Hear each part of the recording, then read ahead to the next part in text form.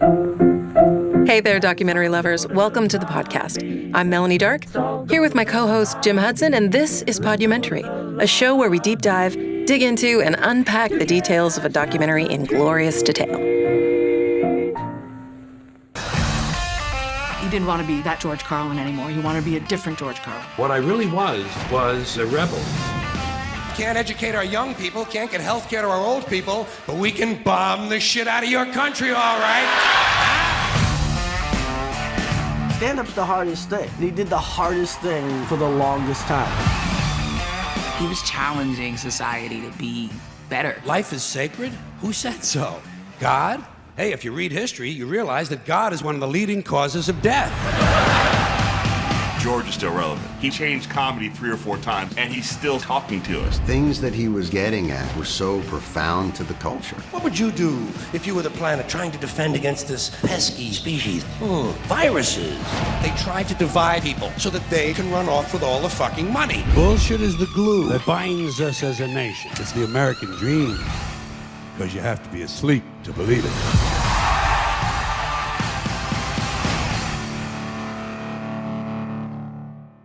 Okay, so we're picking up on part 2 of George Carlin's American Dream. And at the end of part 1, it was a career dip for George. He was becoming what we were referring to as yesterday's news. And so the struggle continues as we begin part 1. But he's intentional in going, wait a minute, you guys are making fun of me? Oh, I'll show you. I mean, that's now his objective is to, look, I've been holding back for the kids' safety. I'm not doing that anymore. You guys are hitting below the belt, so I'm going all in.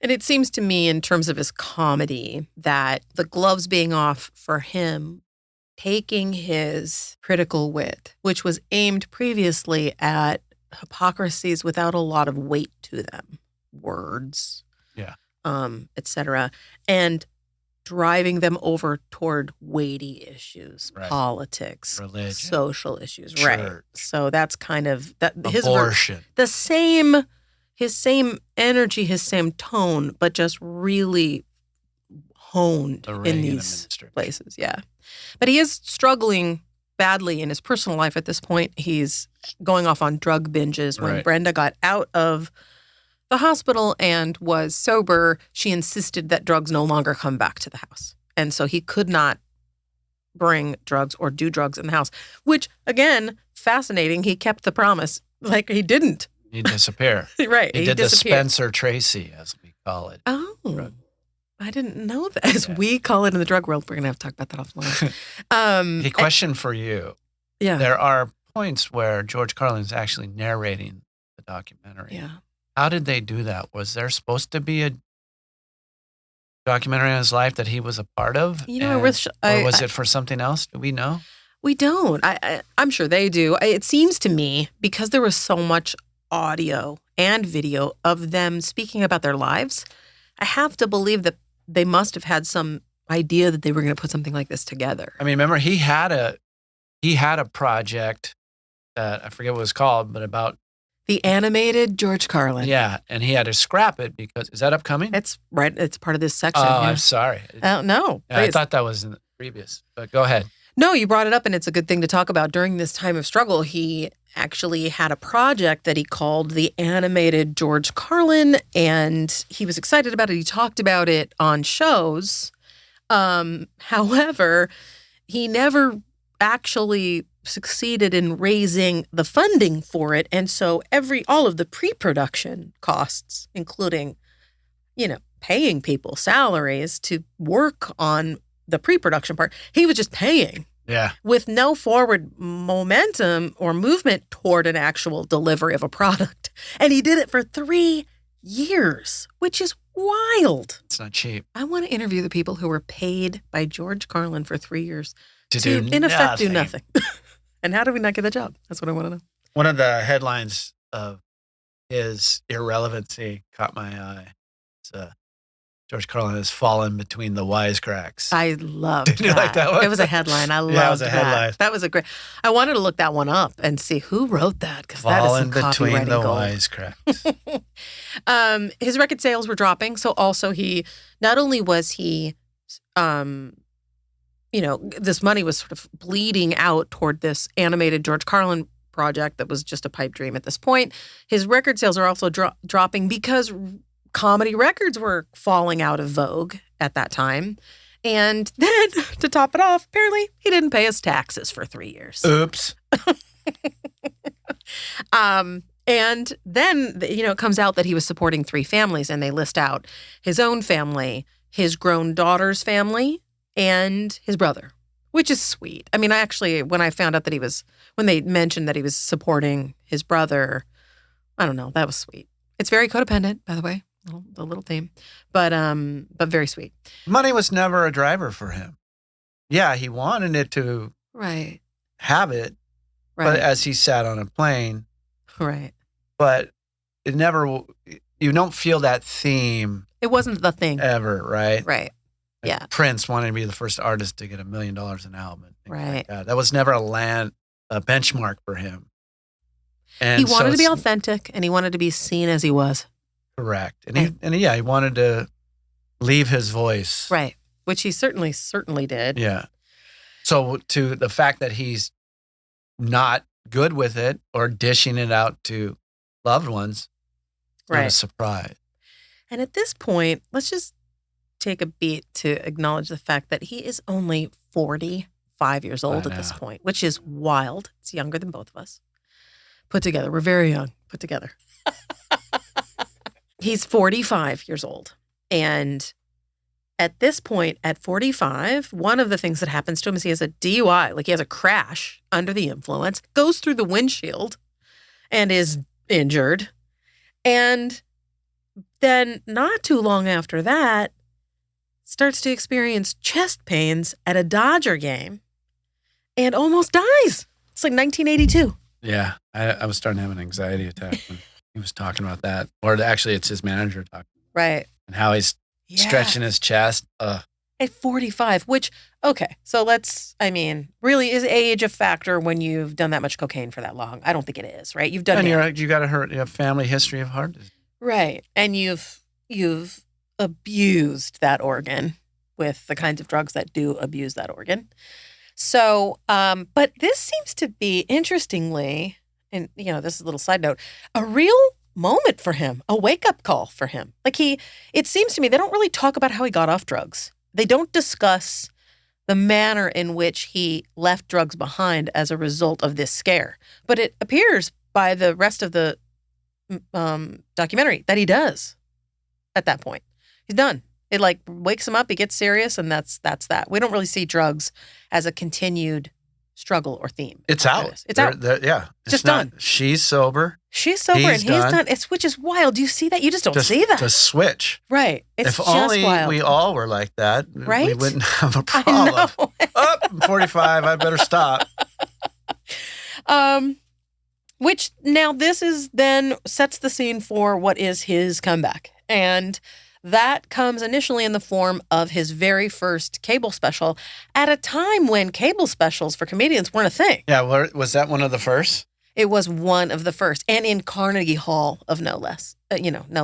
So he's going, he's been struggling. He works really hard on this material and puts together this show, and it is a hit. And I forgot to mention the fact that it's also better for him financially and from his own individual perspective because it's the first time his own production company is producing it, which is he and Jerry Hamzer, who is one of the producers of this documentary. And he basically speaks to the fact that then they maintain ownership over material and things like that when they're producing it themselves. And this is where he writes, and I don't know, I know that you're not really or weren't really a big Carlin fan, but I will say I 100% have such a clear memory of the first time I heard the stuff routine. More stuff. Take your stuff, small stuff.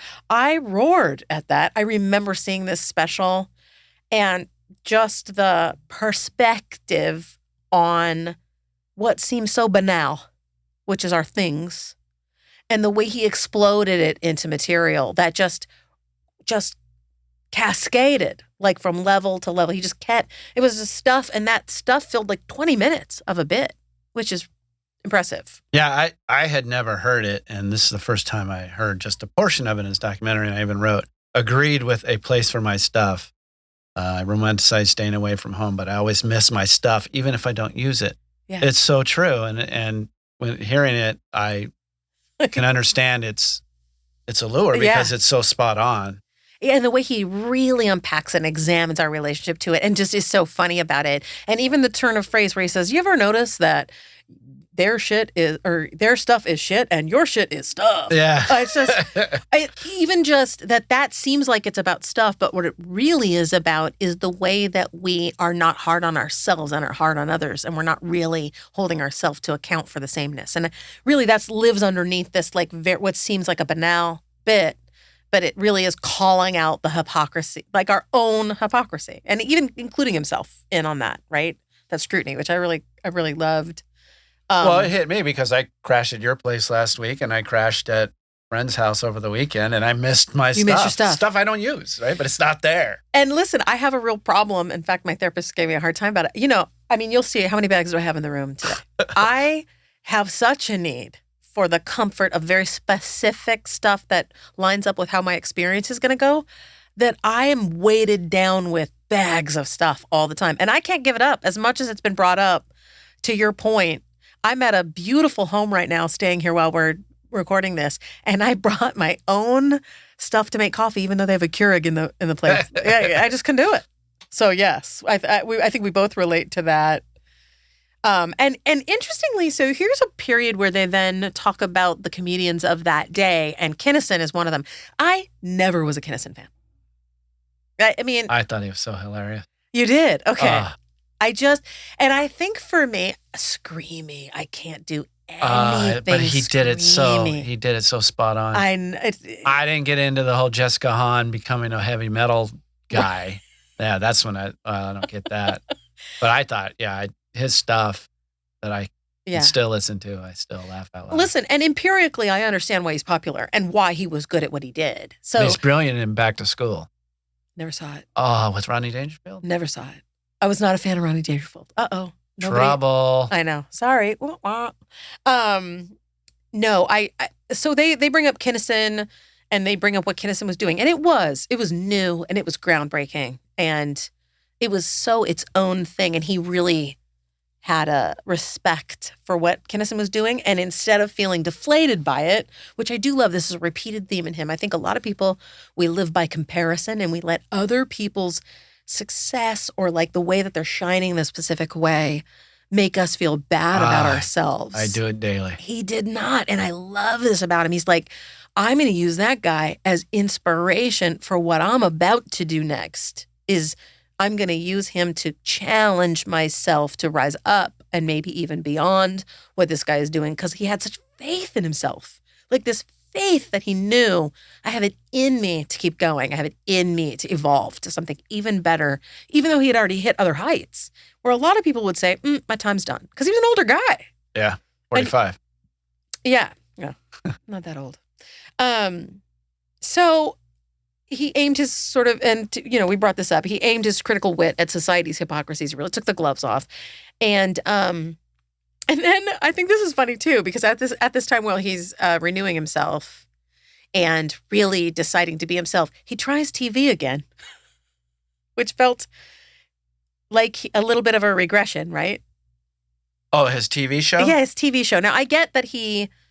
All right, so I do have some stuff. Okay, hold on, Leo. It's interesting that they show Kinison and they have him singing "Cherry Pie" on Arsenio. I didn't get that transition. You don't remember that? I don't. Tell me, explain it. Some song about a cherry pie. Who's singing it? Behind the keyboard is George Carlin. Right. Okay. The subject of the documentary. Right. Okay. So, I know what you're talking about. So Kinison, right? There's Kinison. He does the sort of hungered kids in the desert, right? Which is a brilliant bit. Sorry. And then they show this clip of George Carlin singing a song at the piano and playing the piano on Arsenio. I got to be honest. And he sounds like John Cale. And I just didn't understand what that was. Yeah, it didn't make sense, right? Was that him being cutting edge? He's thinking about a piece of cherry pie. Well, I was like, is he humanizing himself? I'm not sure what's happening here. Like, are we just supposed to be touched by the fact that George Carlin is playing the piano? I couldn't figure out what it was. So he's multi-talented? I guess. But what was the song?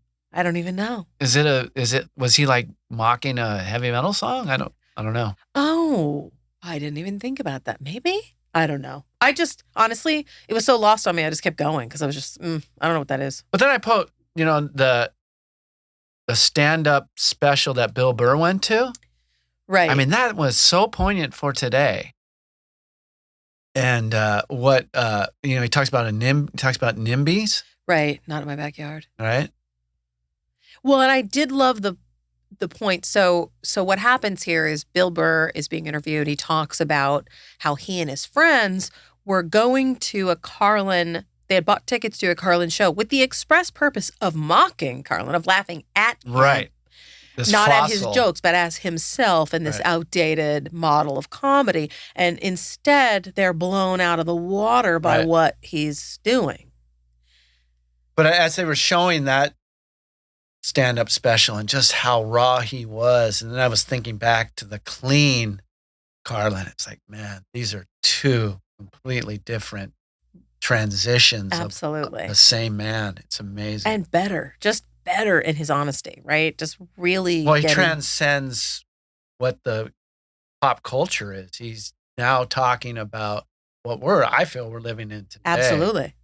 Oh. And so if he came out today, he'd be hitting on every note. Oh, I wish there's so much, all of this, the fodder for Carlin.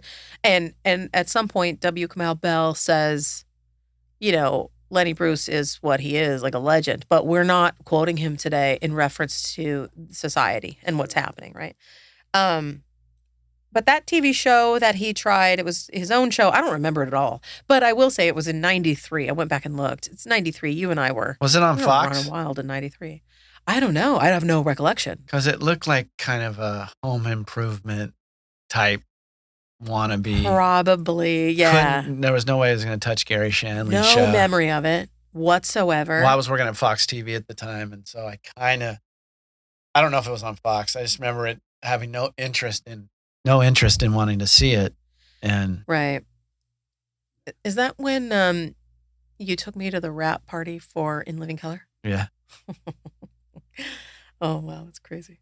At Princess Club Vertigo, wasn't that what it was called? I believe it was Princess Club. Remember Magic Johnson was there? Yeah, I have such memories of that. Rubbing elbows. I bet you that Jennifer Lopez was there.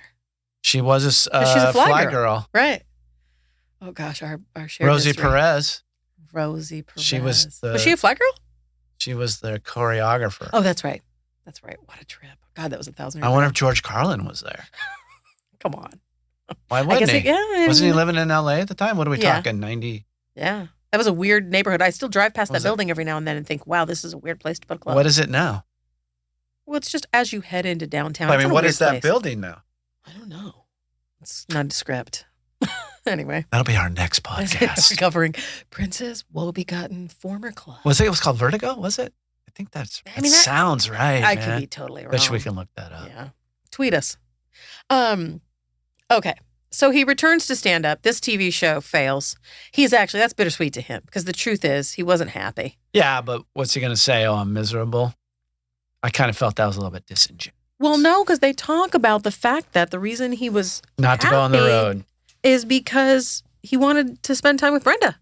And he was working 14 hours a day. And I think that they talk about this with intention because it's at this point that Brenda starts to have some health issues. And I think that that's part and parcel of why, right? He's wanting to be home, wanting to spend more time with her. They basically start to show journals and calendars where he's writing in, these are his entries where he's writing in, Brenny's gallbladder scan, Brenny's, and the fact that with each note, it's not looking good. It's not looking like it's just a gallbladder this or just a gallbladder that. And in fact, it turns out to be terminal liver cancer, which is a blow, right? That is correct. Yeah. And I really loved the fact that they opened this part of the documentary with his, he's accepting some sort of award and he's giving a speech, and really she is the total focus of it.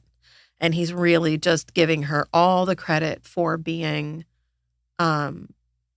such an amazing partner and really just the bedrock of what his career was built off of. But they show that reward acceptance before they let us know that she has terminal cancer. Yes. I just doubled back a little. Right.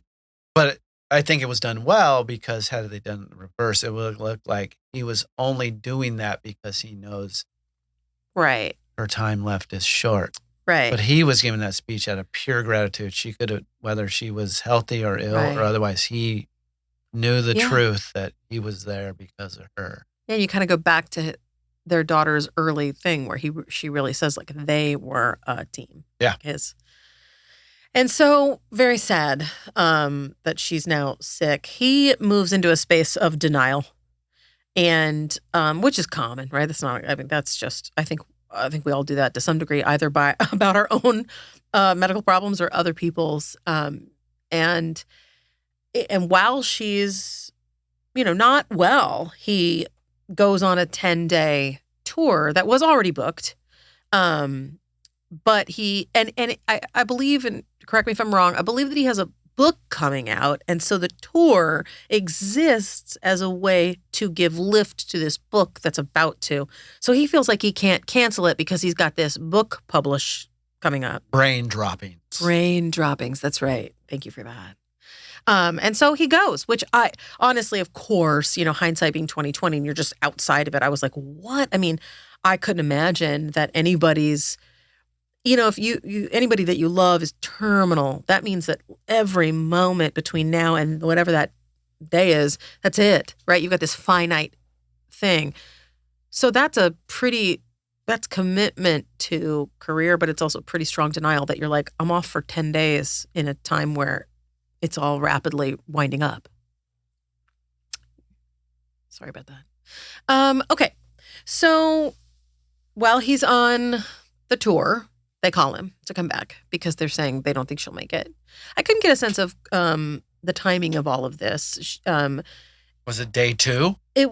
Or day 7? Yeah, I couldn't understand how long you've been gone, A. And B, I couldn't understand if he made it. They don't really say that he makes it in time before she passes.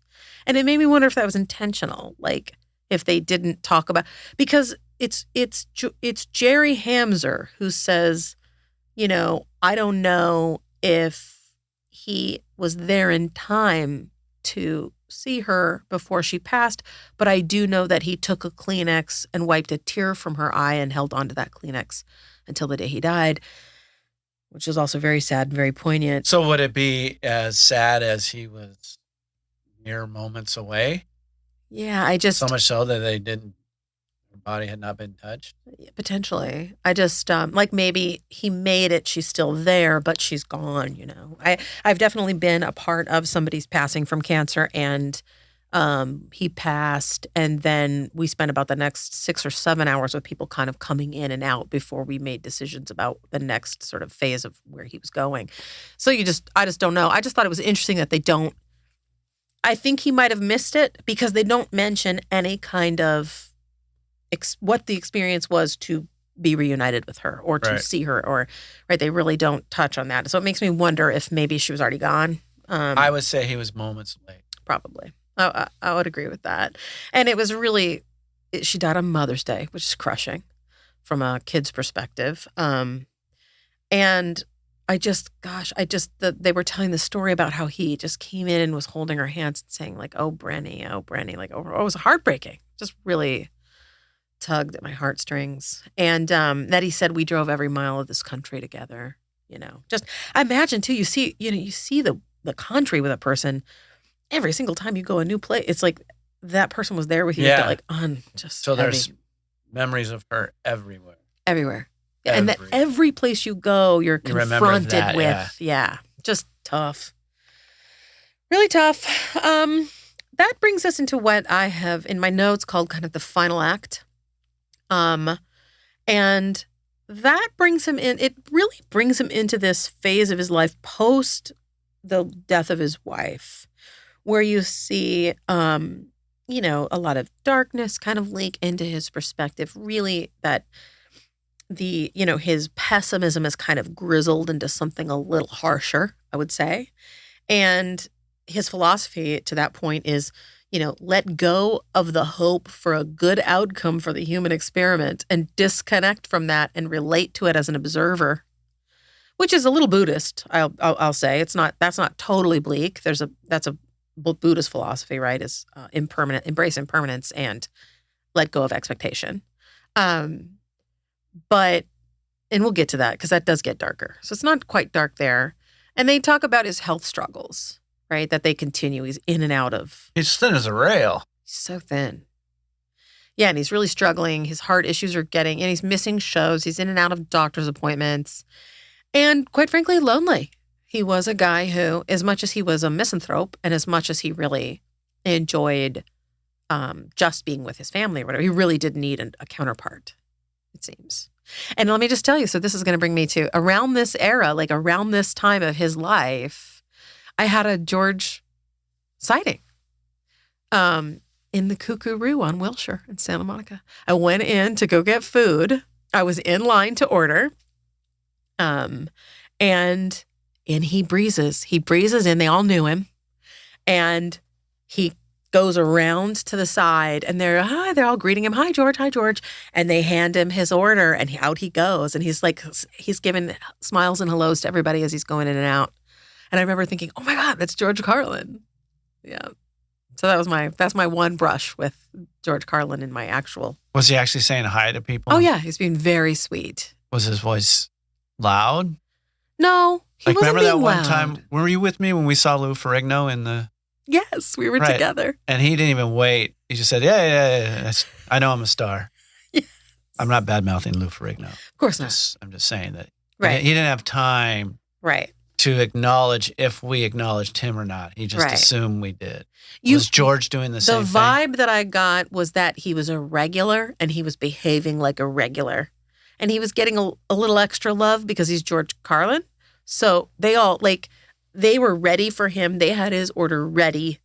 And they were all, as he came in, they were all sort of helloing him from behind the counter. And he was helloing them back. So it wasn't patrons as much as it was the workers. They knew him. So you could tell he'd gone in there a lot. So if the camera adds 10 pounds, how skinny was he in the Kookaroo? And shouldn't he be more to Taco Bell or Jack in the Box to get some weight going? He actually he just looked like himself. I didn't notice him being gaunt. I just noticed him being older and just super excited that I was having a Carlin sighting. Sure. I never had one. Breathing the same air, I didn't meet him, but because I think you and I can agree. And when you live in Los Angeles, there's this unspoken rule that because they live here, that you don't bother them. You don't get excited you might get excited, depends on who it is, but you don't actually bother them. I can't, in fact, the only famous people I've ever bothered was Al Franken. And God, I think that's it. I think Al Franken might be it. But generally, I just let them sort of be at a distance. And I feel like that's kind of like if you're a townie, it's kind of how you navigate it. I just don't do it because I'm too shy to do it. It's not any kind of unwritten rule. Yeah, well, you're wrong. Oh, well, it may exist. I'm not going to adhere to I'm like George Carlin. I'm not going to follow the rules. So his heart issues are ramping up.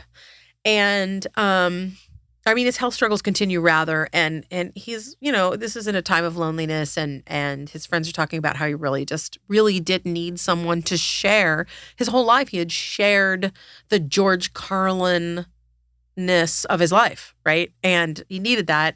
And lo and behold, in walks Sally Wade, a woman he met in a bookstore. They were the only two in the bookstore. What did you think about the fact that he said, I loved this. I thought this was super honorable. He said, I'm going to call you in 8 months, which will be the year mark since I lost my wife, and stuck to it. This is a person who has so little ability. There's areas of his life where his self-control is non-existent, right? You're on a plane, on a tarmac with cocaine. But on the other hand, you're making choices in your career that pose great risk. this is similar to me, where you meet someone, you click, you don't out of fear jump at this potential thing and risk, because you don't, it's like, if you're fear-based, you're thinking, I can't believe it, I met somebody that I like, and wow, she seems to like me too, and I don't want to miss out on this. Like, I don't want to lose this person, so I'm going to capitalize on it now. Timing be damned. He never operates that way. But maybe he should have, right? It's a little bit hypocritical of him because it seems quite ritualistic, right? In the sense that he's going to wait. She's dead, right? She's gone. Right, but you have a child. 8 days, 8 months. You have a child. You think it's, how old's the child at this time? It doesn't really matter. That's 8 less months he got to spend with the second love of his life. I will say it does matter. I'll disagree with you in terms of age, because your child is still having a grieving experience that's upset the dynamic of her world, which is my parents are no longer. They could have been clandestine and have the daughter not notice, keep it low key. Yeah. At the end of the day, it is what it is. It is what it is. I thought it was yet another example of him having, like, it's understanding admirable. what he needed and going, there might be risks and I might lose things. This is what I need. That's a good point. So he's like, I'll come back to you in 8 months. And did. And he did. Circled back. Thankfully, he was around for at least another 8 months. And her too. Like, that she could have been in a couplehood. Like, well, he could I think have they been call those relationships, if I remember correctly. I'm just trying to take a position here, other than my knee-jerk reaction is to agree with you. That's admirable, man. He knows what he wants, but he's also going to be respectful of others and wait the 8 months. But I'm trying to look at it from a different way. Why, right? Let's take the daughter out and affecting the daughter. But I think he still would have done it in respect to his past wife, whether there was a daughter there or not. Right. Either way, that's the position. And maybe he was honoring his grieving process. Maybe. And then but if you go from the life is short, seize the day, why not start right there and live with her for 2 weeks like he did with his first love of his life? Yeah, and maybe he just, honestly, I think it could have been prudent, because the truth is you might not have what a relationship needs. You don't have it in your grieving. If you're still sort of, if I've been with somebody for 30 years and they just died, I really don't have, I can't be a great partner to you at first. Totally agree on that. Yeah. But he was doing it based on an anniversary, not on the time to heal. Interesting. And he called it right. He's like, I'll be good in 8 months, and was. So he's ramping up to another HBO show at this point. HBO seems to be his, preferred. That was where his first cable show was. And his daughter said she hadn't seen him in about 3 months, which is also interesting. I believe they were both Los Angeles at the time, but you know how life goes. And she said she went in to see him before this HBO show, and she was shocked at how shrunken and puffy he was, and that he was struggling to breathe. Did you notice that too? I noticed in his face that there was his face was really filled out toward the end. I thought he looked good. I thought it might be steroids or something. Yeah. Right? I thought it fit him well. And listen, if this is a person that she's saying she watched him up close struggle to breathe, then they go into the clip of him. He's performing at a high energy level for a guy who was not feeling great and like really struggling, and still was showing up, just honestly a performer to the end, right? Like, just such a performer. But his comedy went really dark at the end. Like, he was saying things like, what makes me happy? Watching my species destroy itself. Right. And tune in to my next show. It's called Fuck Hope. And Colbert even says at this point, he lost me at the end. Like, and it's because it just went too bleak, too dark. And I think people sort of notice. I like that he said that on a documentary, paying homage to this person, and that the makers of this documentary kept it in. I thought that was that he was honest about this pivot didn't work for him. Right. But didn't judge it as right or wrong. It was too much for him. It's too much. And he took his comedy into a place. I think the truth is when it's not as much of a joke anymore, like hyperbole is funny when it's got some distance from the truth. right? When there's a little truth baked in. But if you really take it to the extreme, it's funniest because you are aware of the distance between it and what's real. I think as he got older, that bleakness was an actual perspective that then loses a little bit. It's funny because it's not hyperbole, right? You're really there. You're in that spot going, fuck hope. Then it's not as funny anymore. You're just like, that's just how you're seeing things. So that's kind of where I noodled a little bit on it. I mean, he avoided shock his whole career, right? I mean, he didn't need it because he was just so intelligent and such a good wordsmith at saying what he said. He didn't need to resort to shock. Right. You think at the end, because of his tiredness and age, maybe he was now just going to shock people in his potentially. Or maybe, honestly, as he's been somebody who clearly kept revealing himself as he went along. But they even say he didn't want all his species to kill each other and he didn't want hope to be fucked. Well, I think it depends though, right? Because she says he didn't mean that. He didn't want to see people kill each other. And then they cut to Jerry Hamser, who knew him his whole career, and he said, oh, he absolutely wanted that. I think it depends. The lens, what I loved about that moment and those two opposite perspectives on him is we're kind of defined by the people defining us. Right? There's, to some degree, the truth of who we are is very much affected by who's telling it. And I loved the fact that she immediately was like, oh, he didn't love that. He did not love seeing, the species kill itself. And Hamser was like, oh, he loved it. He absolutely loved it. It's just interesting to me. And I wanted what you thought. Well, let me dial a little bit back. I loved this line. There's a lot of him talking about his political perspective and the way he sort of views where we're at. And he says, we're led to feel free by the exercise of meaningless choices. And I really thought about now and today and how much we have in the world that is at our fingertips to decide about, and how we struggle about our access to decide about really pivotal and important things. And that was how many years ago that he said that? And it's, in so many ways, it's true. The whole ending, I think, is intentional to show that what he was saying in his last years are more poignant now than they were when he was saying it. Yeah, I think you're right. And so we're winding up towards the end, obviously. His last show, honestly, I was struck by the fact that his mind is still as sharp as ever, but he looks exhausted. He looks so tired. He was still sharp as a tack. His eyes, what I noticed is it's really like, his eyes were really hooded and he just really looked tired, but he was just, God, he was so sharp.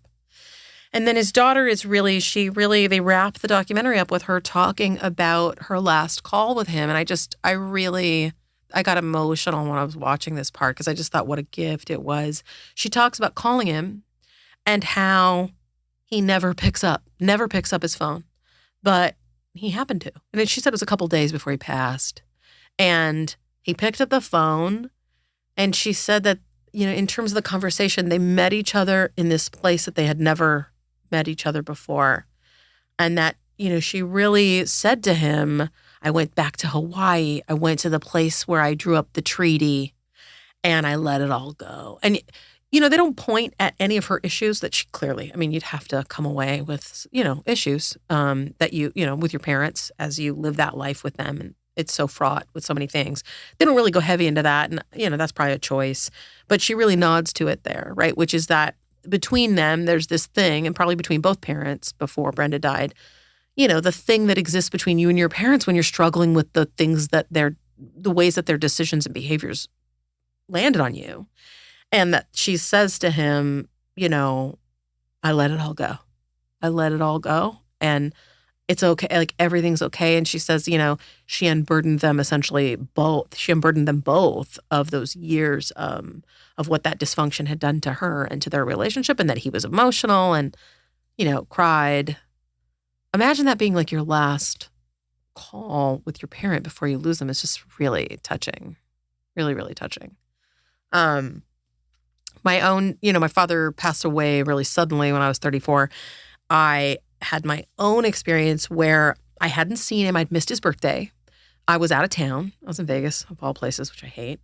But his birthday had happened over the weekend. I didn't get to, go over and have dinner or anything with him.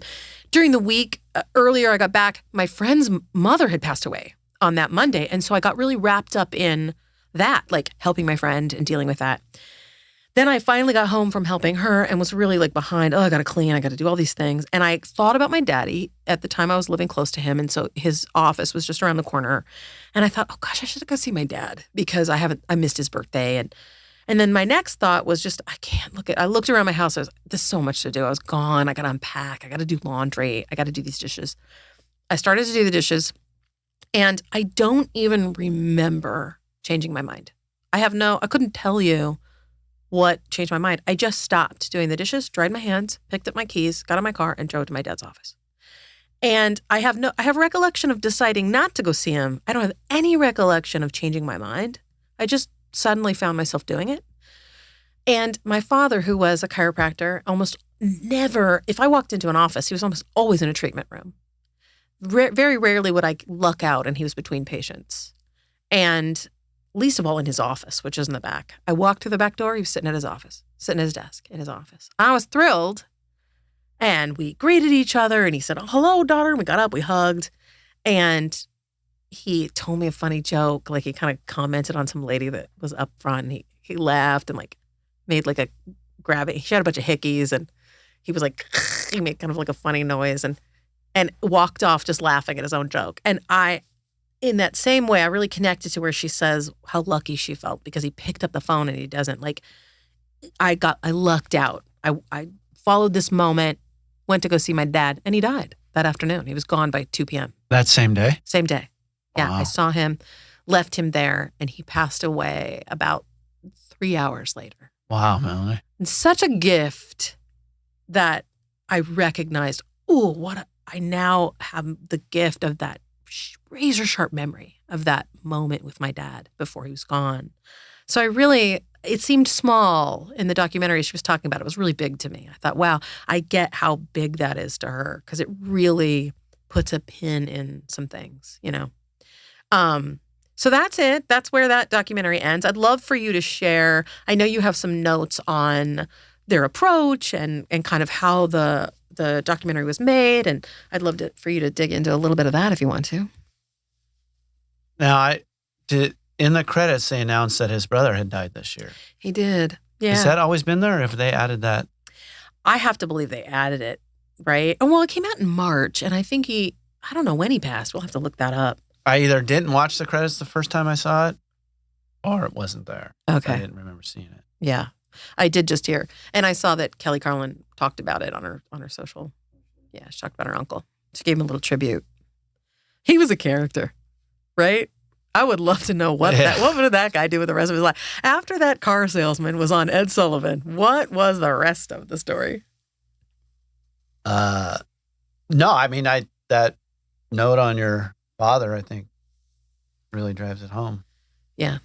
Yeah, at the end of the day, honestly, I felt this through line in this movie where there was so much of her, of Kelly Carlin telling the story of these parents she loved so much, but being really raw and honest about the troubles that they faced, both inadvertently and of their own doing, and how that really landed on them and inadvertently on her, But ultimately, this it's really a love letter. Yeah, and like I said, I sat down, not being a fan of George Carlin, knowing him and knowing what I knew. And so I knew this wasn't going to be something that I was going to go, oh, yeah. Right. That I was going to learn. And I did learn a lot. I did learn a lot about George Carlin, other than the George Carlin I knew of. Balding man with long hair and a tie-dye. Right. Saying words my parents would wash my mouth out with soap if I said. So, yeah. You're right, by the way. I just looked it up. He passed away in June of this year. Of June. Wait. It said 2022. Yeah, 2022. Sorry. I looked up Patrick Carlin and it gave me George, of course. He died in April of this year, and this documentary came out in March. So you're right. They probably added it after the fact. Well, But that would confirm I did not watch the credits because I watched it past April or whenever. Yeah, my notes on just the telling of it, honestly, were, it's a pretty deep dive, which I think is the telltale sign of sort of Bonfiglio and Apatow's approach. I think, right, the Shandling documentary is exhaustive. They're both fantastically produced documentaries. Yeah. I mean, they know what they're doing. I think you were saying that you could have done with it being shorter. Do you feel like if you're a rabid Carlin fan, do you feel like you would hold that attitude, or do you feel like it's not shaped by the fact that you weren't a rabid Carlin fan? Yeah, and I really wanted to answer that question objectively, which one can't do because it's your opinion. I almost felt like there was an obligation to make it 2 parts because this is George Carlin, I mean, a forefather of the modern day comedian. So at the end, you're seeing a lot of his stand-up, right? I mean, you're watching big chunks of it. Yes. Where with Gary Shandling, you don't see hardly any of his stand-up because he had so much drama with his show and then the Tonight Show battles and then Larry Sanders, all stuff that. Right. I'm a Gary Shandling fan. His comedy is just really knocked out of the park for me. I have a newfound appreciation for George Carlin that I did not have before, and just as a craftsman, so intelligent and so spot on. Yeah, that I got that message probably without having to need to see so much of his stand up. Got it. But would I go back and see his stand up if there wasn't in here? Probably not. So I mean, it's long, right? Yeah. It's what, almost 4 hours, isn't it? I want to say it's 3, but I don't know. 3 hours? An hour and a half each? Yeah, I think so. 90 minutes apiece, give or take. So, yeah, I don't know if making it 2 parts makes it more accessible for the non-documentarian podcaster. But how do I put this? Because I give it a thumbs up. Yeah. I felt it meandered a little just by showing his performances at the length that they did. I do feel like also potentially the Shandling doc felt a little fresher because Judd had benefit of all those, like his actual inner thoughts, just diaries that, everything we got for the most part.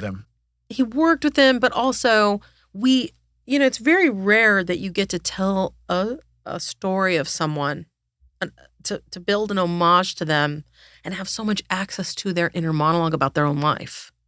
And I think that's why, for me, the Shandling documentary, why I've just watched it voluntarily without even having done this podcast 3 times already, just the exploration of a person's inner evolution and I feel like you get a little bit of that with George Carlin, but most of this is really externalized stuff. Yeah, it's true. You get the one part of that where you get that is that Kelly Carlin is helping tell the story, and she is the insider in that club of 3 people. Yeah. And so you're getting this piece that the public didn't get, but it's surrounded by a lot of stuff that the public already got. And so maybe that's a part of it too, is I think the through line of the Shandling doc is just so much his inner life really is there on the page. Which I used to be really guilty of reading my sister's diary, so that's probably deeply satisfying to me. Plus, you're you love knowing you as long as I've known you, you love comedy. That's a love it. Important component. Yeah, that's true. And so a documentary about a comedian who's affected comedy as much as George Carlin has, yes, that's you're going to see it. I take comedy for granted, for better or for worse. I'm not saying I'm such a master at comedy that I don't need. Right. And when I do actually invest time in watching a stand-up or listening to it, I love it. Right. I go, man, that's an art form I don't have. Right. Even though I think I'm a funny guy. It's, and you don't want it, when it's good, you don't want it to end. You don't want him to leave the stage, right? Yeah. I mean, I've probably watched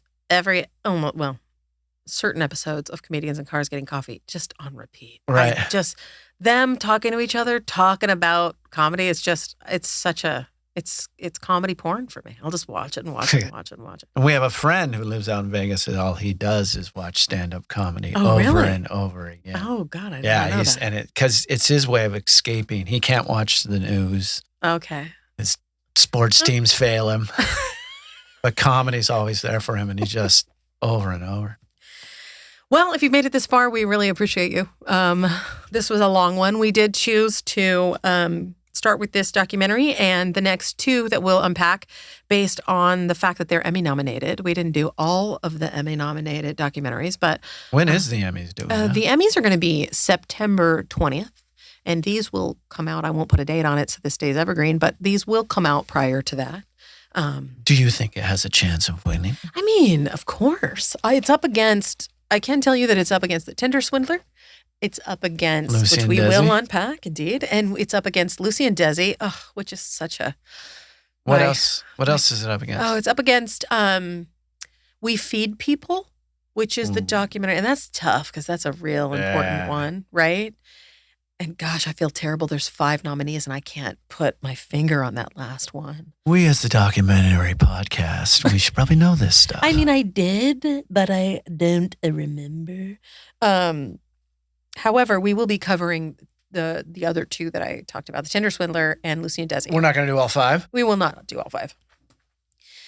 There's just no time to do that many before then, but we will do that. And so they're going to be on the 20th. And so we're going to really focus. We really appreciate you guys hanging in there. If you made it this far, this is a lengthy one. The next one is The Tinder Swindler. It'll be a little shorter.